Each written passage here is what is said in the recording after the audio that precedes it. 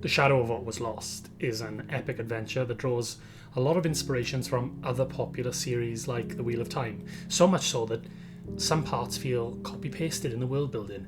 It doesn't feel new, it doesn't feel like it's doing something different from the source of its inspiration.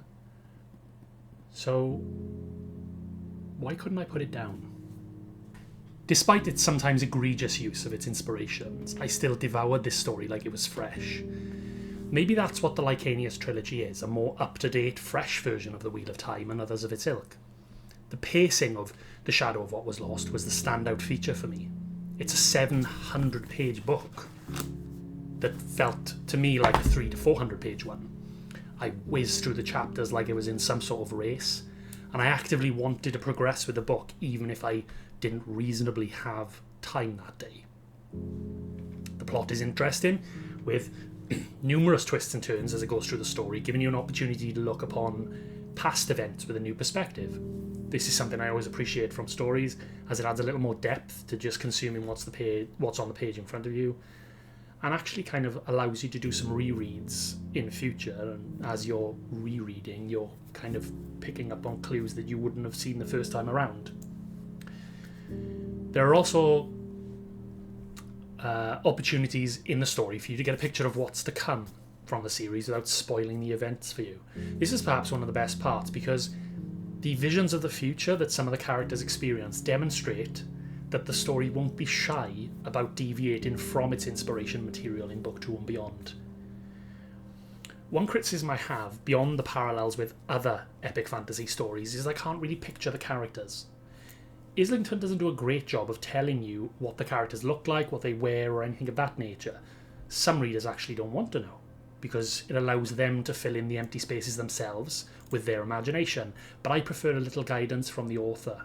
It doesn't need to be exhaustive, but give me something to go on. That being said, this is very much a plot-focused book, not a character-focused one. Despite me deeming the story to be derivative with heavy use of common tropes in the coming-of-age subgenre of epic fantasy, I thoroughly enjoyed my time with the book.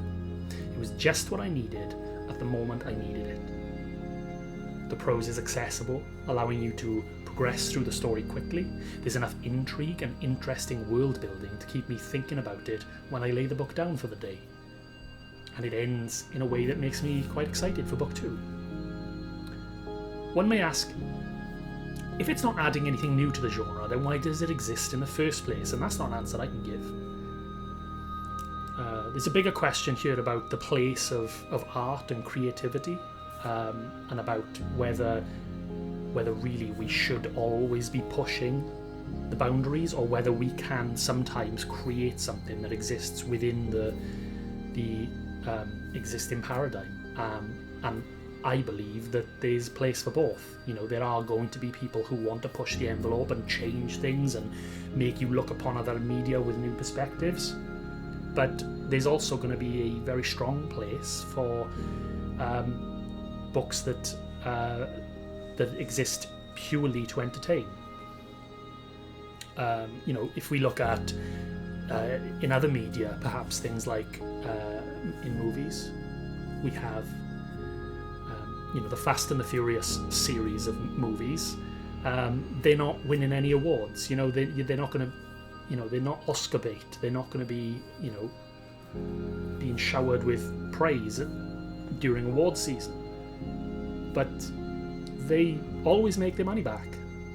And that's because sometimes people actually just really enjoy sitting within an established genre and just watching things happen. And for me, that's what the Lycanius trilogy is.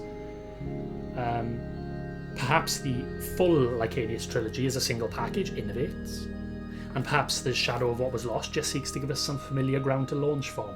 I guess I'll have an answer for that the moment I finish the rest of the series.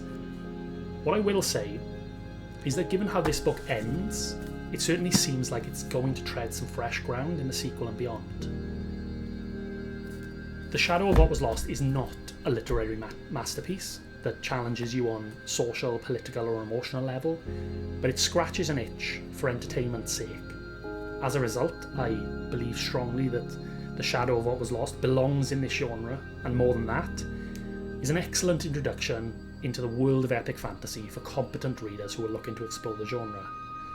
Overall, I recommend The Shadow of What Was Lost by James Islington. I give it 4 stars, which made it super easy to immediately pick up the sequel and start reading.